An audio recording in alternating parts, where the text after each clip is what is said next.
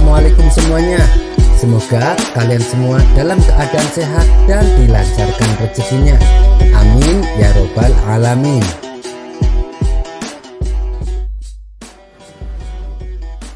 Kala itu, negeri Baghdad sedang dilanda musim dingin. Apalagi bila malam tiba, angin berhembus begitu kencang, sehingga hawa dingin terasa menusuk tulang. Akibatnya, suasana pada malam hari jalanan menjadi sepi tanpa ada aktivitas sama sekali. Sementara Baginda Raja yang sedang duduk di singgasananya berkata kepada Panglima prajurit, "Dalam situasi seperti ini, kamu harus tetap waspada, jangan sampai lengah. Sebab kondisi jalanan kota Baghdad sedang sepi, bisa dimanfaatkan oleh pencuri untuk melancarkan aksi jahatnya, terutama pada malam hari." Sang Panglima menjawab, "Siap Paduka Yang Mulia. Saat malam tiba, di setiap sudut-sudut jalan, saya sudah tugaskan beberapa prajurit untuk berjaga. Jadi masyarakat tak perlu khawatir, rumahnya akan aman dari aksi perampokan." Mendengar itu, Baginda Raja pun merasa lega. "Bagus, keamanan rakyatku harus diutamakan," tutur Baginda Raja. "Siap Paduka Yang Mulia, tapi saya ingin mengajukan permintaan. Ini menyangkut prajurit-prajurit yang berjaga pada malam hari. Mereka semua kedinginan saat bertugas. Saya ingin mereka diberikan baju mantel yang tebal, supaya mereka bisa fokus dalam tugasnya," pinta sang Panglima. "Baiklah, kamu minta saja sama bendahara kerajaan supaya membelikan baju mantel buat mereka," balas Baginda Raja. Berbicara soal dinginnya saat malam hari, terbesit ide konyol pada diri Baginda Raja untuk menantang Abu Nawas. "Wahai pengawal, suruh Abu Nawas menghadapku sekarang," titah Baginda Raja. Beberapa pengawal istana segera berangkat menuju rumah Abu Nawas. Singkat cerita, datanglah Abu Nawas menghadap Baginda Raja. "Ampun Paduka Yang Mulia, ada gerangan apa Paduka memanggil hamba?" tanya Abu Nawas. "Aku ada tantangan untukmu. Kalau kamu berhasil melakukannya, kamu akan mendapatkan hadiah uang yang banyak," kata Baginda Raja. Tentu saja Abu Nawas langsung tertarik dengan tawaran Baginda Raja. "Kalau boleh tahu, tantangan apakah itu?" tanya Abu Nawas penasaran. "Tantangannya sederhana, kamu harus sanggup bermalam di puncak gunung. Tapi ada syaratnya Abu Nawas, kamu tidak boleh mengenakan baju sehelai pun," sahut Baginda Raja. Sejenak Abu Nawas terdiam. Jangankan di puncak gunung, di luar rumah saja cuacanya sangat dingin, pikir Abu Nawas. Tapi karena ia sedang sangat membutuhkan uang, tawaran tersebut diterimanya. "Baiklah Paduka, saya bersedia. Silahkan Paduka tentukan kapan waktunya," ucap Abu Nawas. "Nanti malam Abu Nawas," balas Baginda Raja. Saat menjelang malam tiba, Abu Nawas dikawal oleh beberapa prajurit berjalan menuju puncak gunung. Para prajurit ini bertugas melucuti semua pakaian Abu Nawas dan mengawasinya agar jangan sampai Abu Nawas menyalakan api untuk menghangatkan tubuhnya. Sementara para prajurit yang mendampingi Abu Nawas memakai baju mantel tebal supaya tidak kedinginan. Saat menjalankan tantangannya, Abu Nawas menghabiskan malamnya dengan begadang tanpa tidur sedikit pun. Sebab rasa dingin yang ia rasakan sangat luar biasa, sampai darah dalam nadinya terasa membeku. Wajahnya pun kini mulai pucat menahan dinginnya malam. Abu Nawas sempat akan menyerah, tapi segera ia tepis keinginan tersebut demi hadiah uang yang akan ia dapatkan. Akhirnya waktu pun sudah menunjukkan pagi. Itu berarti tantangan Abu Nawas sudah selesai dijalani. Betapa gembiranya hati Abu Nawas karena berhasil menjalankan tantangan tersebut. Kemudian Abu Nawas dan para prajurit balik ke istana untuk menghadap Baginda Raja. Baginda Raja menjadi heran Abu Nawas bisa bertahan dan berhasil menjalankan tantangannya. Hebat kau Abu Nawas. Apa yang kau rasakan tadi malam? Tanya Baginda Raja. Abu Nawas pun menceritakan hal mengerikan yang menimpa dirinya. Saya hampir mati kedinginan Paduka, jelas Abu Nawas. Apakah di malam itu kau tidak melihat cahaya api dari jauh maupun dekat? Tanya Baginda Raja kembali. Tentu saja saya melihatnya Paduka. Saya melihat ada cahaya obor api remang-remang dari salah satu rumah perkampungan yang berada di bawah kaki gunung, jawab Abu Nawas. Mendengar itu Baginda Raja tertawa. Berarti kamu gagal Abu Nawas. Pantesan saja kamu kuat bertahan. Ternyata kamu menghangatkan tubuhmu dengan cahaya obor api itu, ujar Baginda Raja. Maksud Paduka? Tanya Abu Nawas heran. Ya, kamu gagal dan kamu tidak berhak mendapatkan hadiah, kata Baginda Raja menjelaskan. Abu Nawas pun langsung marah mendengarnya, tapi ia tak berani menunjukkan kepada Baginda Raja. Ia hanya terdiam menahan emosi. Kurang ajar, aku telah ditipu, gerutu Abu Nawas. Abu Nawas pun terpaksa pulang tanpa membawa hadiah. Sejak saat itu, Abu Nawas terus memikirkan cara untuk membalaskan perlakuan Baginda Raja. Hingga pada suatu hari, Abu Nawas mendapatkan ide yang cemerlang. Ia pun segera menyusun rencananya dengan menghadap Baginda Raja. Paduka yang mulia, bila Paduka berkenan, saya mengundang Paduka untuk makan siang di rumah saya, kata Abu Nawas. Benarkah itu? Masakan apa yang akan kau hidangkan? Tanya Baginda Raja. Sop bebek buatan saya Paduka, balas Abu Nawas. Seketika Baginda Raja langsung mengiyakan. Mengingat Abu Nawas terkenal jago masak, apalagi bila masakan sop bebek, lezatnya bukan main. Tapi sayangnya Abu Nawas selalu menolak manakala dirinya diminta Baginda untuk memasak. Dan kali ini adalah kesempatan langka baginya untuk bisa menikmati kembali sop bebek buatan Abu Nawas.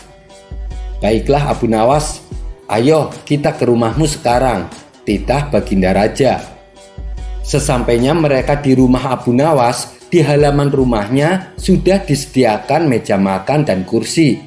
Baginda Raja pun duduk di situ bersama Abu Nawas. Sembari menunggu waktu makan siang, Abu Nawas menceritakan beberapa kisah jenakanya yang membuat Baginda Raja tertawa. Paduka yang mulia, ini sudah waktunya makan siang. Saya mau ke belakang dulu untuk memasak, ucap Abu Nawas. Tidak lama kemudian, Abu Nawas kembali menemui Baginda Raja. Mana makanannya Abu Nawas? Tanya Baginda Raja. Belum matang Paduka, tunggulah beberapa saat, jawab Abu Nawas. Mereka berdua pun kembali ngobrol. Sesekali Abu Nawas masuk ke belakang untuk menengok masakan yang dibuatnya. Namun sampai waktu menjelang sore, masakan tersebut masih belum juga matang. Baginda Raja pun mulai tak kuasa menahan rasa laparnya. Kenapa lama sekali Abu Nawas? Aku sudah tidak kuat menahan laparku, ucap Baginda Raja.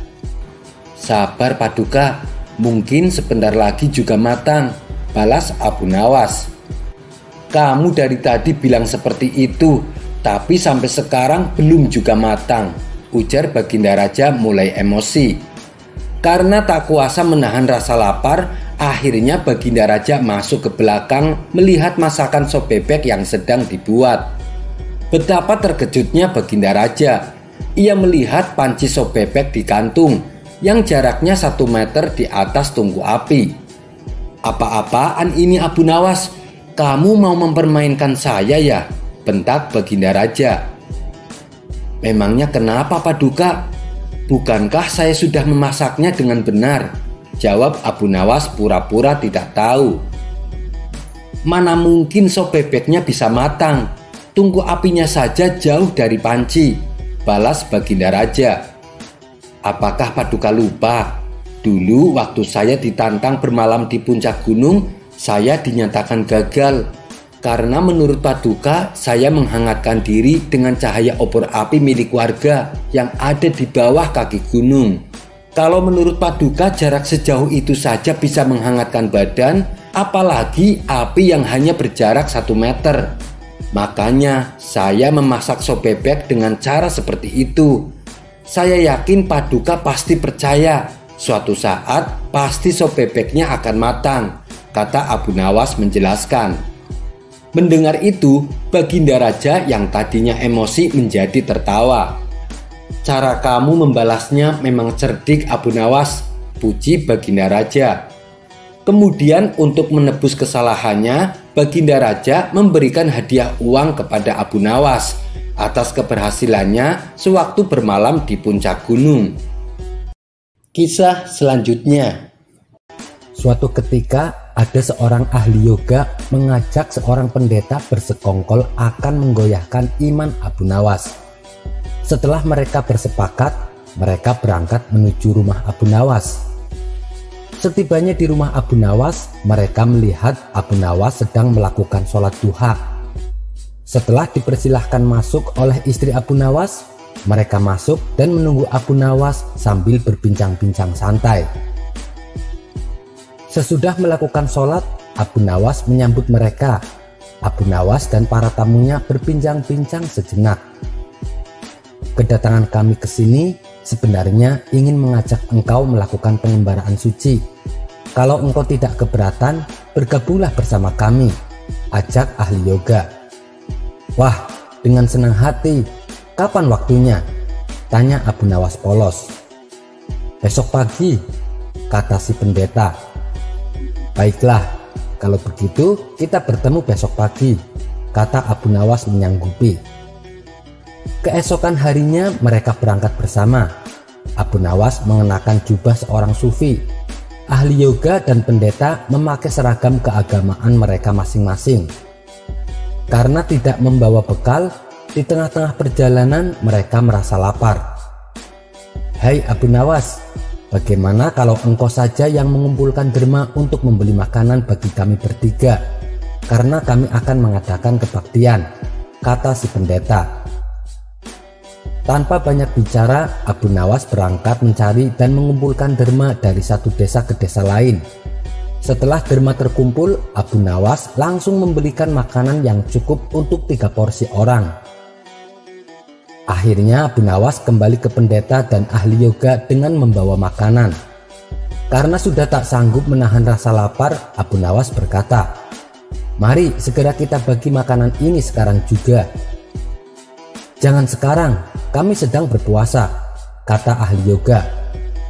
"Tetapi aku hanya menginginkan bagianku saja, sedangkan bagian kalian terserah kalian mau dimakan kapan saja," pinta Abu Nawas.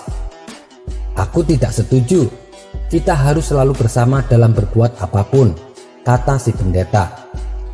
"Betul, aku pun tidak setuju, karena waktu makanku besok pagi, bukan sekarang. Besok pagi aku baru akan berbuka," kata ahli yoga. "Bukankah aku yang engkau suruh untuk mencari derma, dan derma itu sekarang telah kutukar dengan makanan ini? Sekarang kalian tidak mengizinkan aku mengambil bagianku sendiri, itu tidak masuk akal," kata Abu Nawas mulai merasa jengkel. Saat pendeta dan ahli yoga tetap bersikeras tidak mengizinkan Abu Nawas mengambil bagiannya, kali ini Abu Nawas benar-benar merasa jengkel dan marah. Akan tetapi Abu Nawas tidak memperlihatkan sedikitpun kejengkelan dan kemarahannya. "Bagaimana kalau kita mengadakan perjanjian saja?" kata pendeta kepada Abu Nawas. "Perjanjian apa?" tanya Abu Nawas. "Kita adakan lomba. Siapa di antara kita bermimpi paling indah, maka ia akan mendapatkan bagian yang terbanyak. Yang kedua lebih sedikit, dan yang terburuk akan mendapatkan paling sedikit," pendeta itu menjelaskan kepada Abu Nawas. Abu Nawas setuju. Ia tidak memberikan komentar apa-apa. Tak terasa hari sudah semakin malam. Pendeta dan ahli yoga mengantuk dan tidur. Abu Nawas saat itu tidak bisa tidur, ia hanya berpura-pura tidur. Setelah merasa yakin kalau kawan-kawannya sudah terlelap, Abu Nawas menghampiri makanan itu. Tanpa berpikir dua kali, Abu Nawas langsung memakan habis makanan itu, hingga tidak tersisa sedikit pun. Setelah merasa kenyang, Abu Nawas baru bisa tidur. Di pagi harinya mereka bangun secara bersamaan. Ahli yoga dengan wajah berseri-seri bercerita, "Tadi malam aku bermimpi memasuki sebuah taman yang mirip sekali dengan surga. Aku merasakan kenikmatan yang belum pernah kurasakan sebelumnya dalam hidup ini." Pendeta mengatakan bahwa mimpi ahli yoga benar-benar menakjubkan. Lalu giliran pendeta menceritakan mimpinya semalam. "Aku seolah-olah menembus ruang dan waktu, dan ternyata memang benar. Aku secara tidak sengaja berhasil menyusup ke masa silam di mana pendiri agamaku masih hidup. Aku bertemu dengan beliau dan yang paling membahagiakan adalah aku diberkatinya." Ahli yoga juga memuji-muji kehebatan mimpi pendeta. Namun Abu Nawas hanya diam. Ia tampaknya memang tidak tertarik sedikit pun. Karena Abu Nawas belum juga menceritakan mimpinya, pendeta dan ahli yoga mulai tidak sabar untuk menanyakan mimpi Abu Nawas. Lalu Abu Nawas pun bercerita, "Kalian tentu tahu siapa Nabi Daud alaihissalam. Beliau adalah seorang nabi yang ahli berpuasa. Tadi malam aku bermimpi berbincang-bincang dengan beliau. Beliau bertanya, apakah aku berpuasa atau tidak. Aku katakan, aku berpuasa karena aku memang tidak makan sejak dini hari. Kemudian beliau menyuruhku segera berbuka karena hari sudah malam. Tentu saja aku tidak berani mengabaikan perintah beliau. Aku segera bangun dari tidur dan langsung menghabiskan makanan itu." Jelas Abu Nawas tanpa ada perasaan bersalah sedikit pun. Sambil menahan rasa lapar yang menyayat-nyayat perut pendeta dan ahli yoga itu, mereka hanya bisa saling berpandangan satu sama lain. Dengan demikian, kejengkelan Abu Nawas terobati. Mereka sadar bahwa tidak ada gunanya mempermainkan seorang Abu Nawas yang ada hanya akan mendapatkan celaka saja. Kisah selanjutnya. Kabar tentang kecerdikan Abu Nawas dalam menyelesaikan masalah kian santer. Nama Abu Nawas pun mulai dikenal hampir seluruh penduduk Baghdad. Meskipun cara menyelesaikannya sangat unik dan tak lazim, tapi selalu memberikan keputusan yang adil. Tidak ada pihak yang dirugikan. Dan cara inilah yang membuatnya semakin dikenal dan dicintai oleh banyak orang. Dimanapun tempat, Abu Nawas selalu jadi perbincangan, termasuk para menteri istana yang tak henti-hentinya saling memuji kecerdasan Abu Nawas. Kala itu, sang raja belum mengenal Abu Nawas. Namun nama Abu Nawas selalu saja ia dengar dari para menterinya ketika mereka sedang duduk berbincang-bincang. Rasa penasaran pun hinggap di benak Baginda. Memangnya secerdik apa sih Abu Nawas? Batin Baginda dalam hati. Ia pun kemudian bertanya kepada para menterinya, "Adakah di antara kalian yang paham dengan Abu Nawas?" Mendengar pertanyaan Baginda Raja, hampir seluruh menterinya berdiri. Itu menunjukkan bahwa mereka paham dengan Abu Nawas. "Saya penasaran dengan Abu Nawas. Adakah yang tahu di mana rumahnya?" tanya Baginda Raja. "Saya tahu Baginda," jawab salah satu menterinya. "Baiklah, sekarang juga antarkan aku ke sana. Suruh pengawal dan prajurit untuk menyiapkan kudanya." Setelah semuanya siap, rombongan kerajaan langsung berangkat menuju rumah Abu Nawas.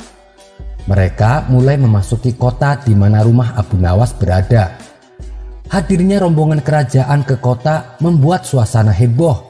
Para penduduk berduyun-duyun mendekati rombongan hanya sekedar untuk melihat sosok Baginda Raja Harun al-Rasyid.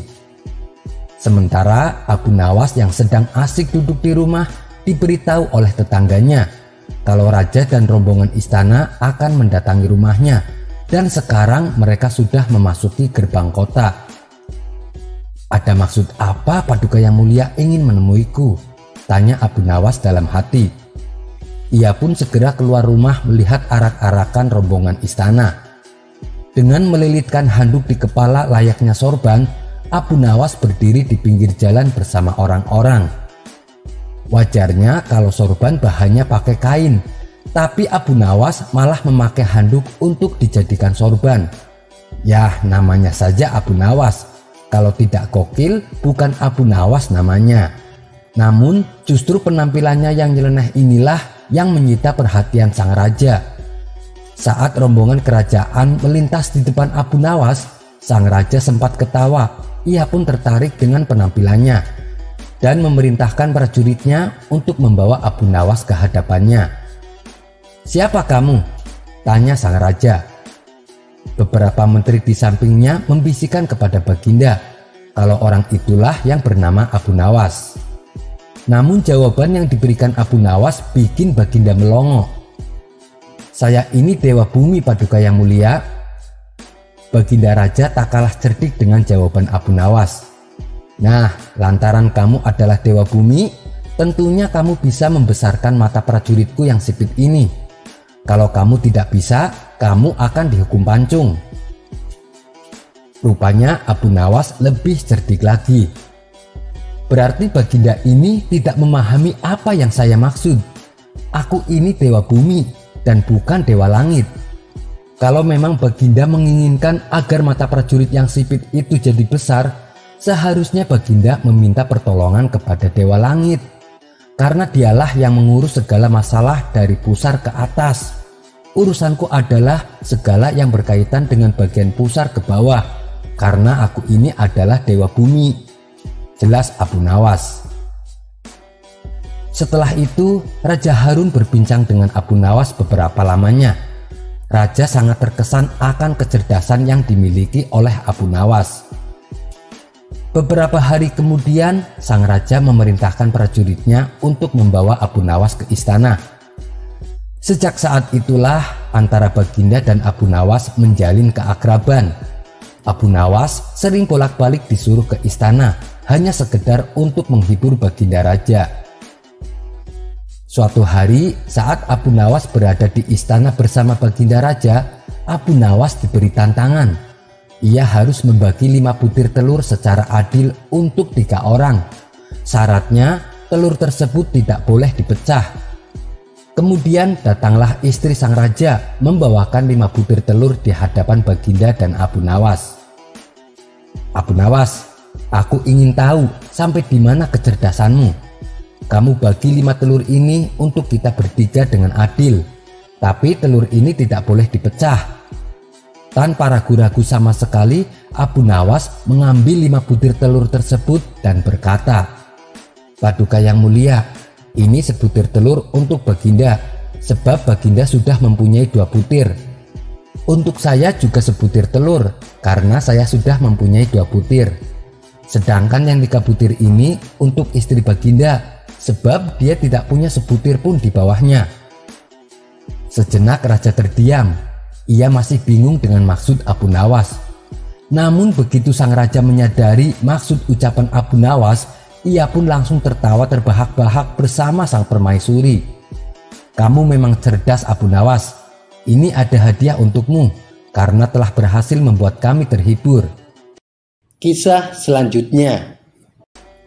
Dahulu kala ada seorang raja yang sangat ditakuti dan disegani oleh seluruh makhluk, baik itu manusia maupun bangsa jin. Dari bumi penjuru timur sampai penjuru barat, semua tunduk di bawah kekuasaannya. Raja itu bernama Dzulqarnain. Dia merupakan raja alim dan soleh yang senantiasa mengajak manusia untuk menyembah Allah. Ketaatannya kepada Allah yang luar biasa membuat dirinya diberi keistimewaan. Allah mengutus salah satu malaikatnya yang bernama Rofail untuk mendampingi Raja Dzulqarnain di setiap pengembaraannya. Suatu ketika saat Raja Dzulqarnain mengembara berkeliling bumi, ia bertanya kepada malaikat Rofail, "Wahai malaikat Rofail, ceritakanlah kepadaku tentang ibadahnya para malaikat yang ada di langit." Malaikat Rofail menjawab, "Para malaikat yang ada di langit, ibadahnya ada yang berdiri, tidak mengangkat kepala selama-lamanya. Ada juga yang bersujud, tidak mengangkat kepala selama-lamanya. Ada pula yang ruku, tidak mengangkat kepala selama-lamanya. Mendengar penjelasan tersebut, terbesit di hati Raja Dzulqarnain ingin beribadah seperti para malaikat. Alangkah senangnya hati ini, seandainya aku bisa hidup sampai kiamat untuk beribadah kepada Allah, ucap Raja Dzulqarnain.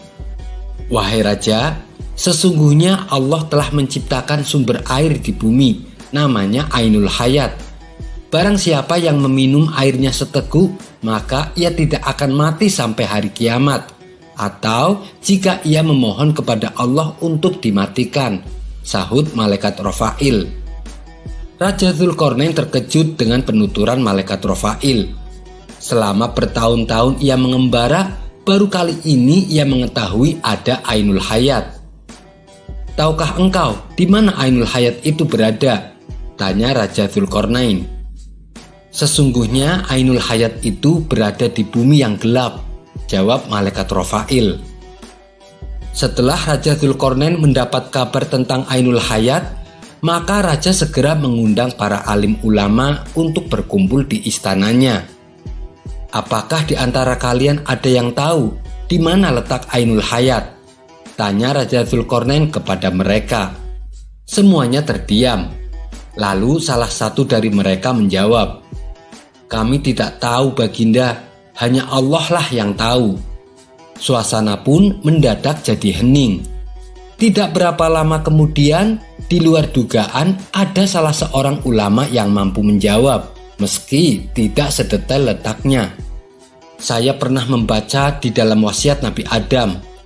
Beliau berkata bahwa sesungguhnya Allah meletakkan Ainul Hayat itu di bumi yang gelap, kata ulama tersebut. "Di manakah bumi yang gelap itu?" tanya Raja kembali. "Tempatnya berada di arah matahari terbit," jawab sang ulama. Kemudian Raja Dzulqarnain menyuruh para pengawalnya supaya menyiapkan segala keperluan untuk mencari keberadaan Ainul Hayat. Penasehat kerajaan menyarankan agar mengendarai kuda betina yang masih perawan, sebab kuda tersebut sangat tajam penglihatannya di tempat gelap. Akhirnya Raja mengumpulkan 1000 kuda betina yang masih perawan, dan ia mengajak 6.000 pasukan terlatih yang pandai serta ahli dalam mencambuk. Di antara para pasukan itu ada seorang perdana menteri yang ikut. Dia adalah Balya bin Malkan. Setelah dirasa semua cukup dan siap, maka berangkatlah Raja Dzulqarnain bersama rombongan. Mereka pergi menuju di mana arah matahari terbit. Perjalanan yang mereka tempuh memakan waktu selama 12 tahun. Hingga akhirnya sampailah mereka di tempat bumi yang gelap. Gelapnya bukanlah seperti di waktu malam hari, melainkan gelap karena ada kepulan seperti asap hitam, di mana asap hitam tersebut memenuhi semua ruang bumi. Raja Dzulqarnain sudah tak sabar lagi ingin memasuki tempat gelap itu. Namun salah seorang penasehat mencegahnya. "Wahai Baginda, sesungguhnya raja-raja terdahulu tidak ada yang berani masuk ke tempat gelap ini karena sangat berbahaya," kata sang penasehat memberitahu. "Kita sudah sampai ke tempat ini dan kita harus memasukinya, tidak boleh tidak," sanggah sang raja. Karena raja bersikeras hendak masuk, maka tak ada seorang pun yang berani melarangnya. "Separuh pasukan ikut saya masuk ke dalam, dan separuhnya lagi tunggulah di sini. Kalau dalam waktu 12 tahun saya dan pasukan yang ikut tidak kembali, pulanglah kalian, kembalilah ke negeri kalian masing-masing. Tapi jika aku bisa kembali dalam masa itu, maka kedatanganku terhadap kalian termasuk baik," kata sang raja memberi perintah. Lalu sang raja mendekat malaikat Rafail selaku pendamping setianya. "Bila kita melewati tempat gelap ini, apakah kita masih dapat melihat kawan-kawan kita?" tanya sang raja kepada malaikat Rafail. "Tidak bisa wahai raja," jawab malaikat Rafail. "Tapi aku akan memberi saran. Tiap ekor kuda supaya kakinya diikat lonceng kecil. Jadi bila di antara pasukan ada yang terpisah, ia bisa bergabung kembali. dengan mendekati arah suara lonceng kaki kuda. Jelas malaikat Rafail lebih lanjut. Demikianlah akhirnya Raja Dzulqarnain dan sebagian pasukan masuk ke dalam bagian bumi yang gelap. Balya bin Malkan ikut serta mendampingi sang raja.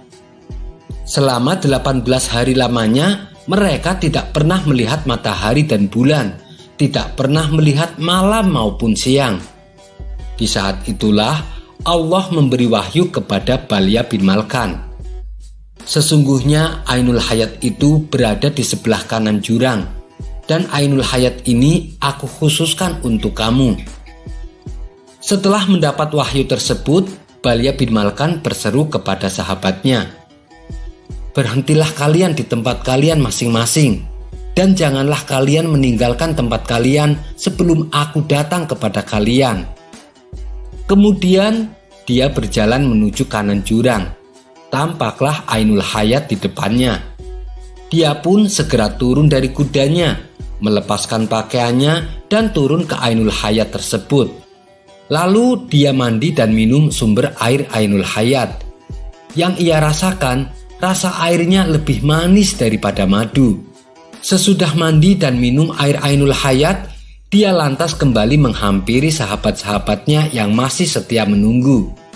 Sedangkan Raja Dzulqarnain sendiri tidak mengetahui apa yang telah terjadi atas diri Balya bin Malkan. Padahal yang menginginkan air Ainul Hayat adalah Raja Dzulqarnain. Akan tetapi Allah lebih memilih Balya bin Malkan untuk ditakdirkan mendapat air Ainul Hayat. Ia pun akhirnya menjadi manusia yang hidup abadi sampai kiamat. Allah juga memberi banyak keistimewaan padanya. Di antaranya adalah dimanapun dia menetap di suatu tempat, maka semua pohon yang tadinya layu ataupun tempat yang tadinya kering dan gersang tiba-tiba langsung berubah menjadi hijau dan subur. Oleh sebab itulah Balya bin Malkan dijuluki Khidir. Dan sampai sekarang umat muslim lebih mengenal beliau dengan sebutan Nabi Khidir. Tentang usia Nabi Khidir yang sampai kiamat masih menjadi perbedaan pendapat antar ulama. Ada yang membenarkan, ada pula yang tidak. Ibnu Ishaq di dalam karyanya yang bertajuk Al-Mubtada hanya menyebutkan bahwa Nabi Khidir memang berumur panjang, tetapi tidak disebutkan angka pastinya.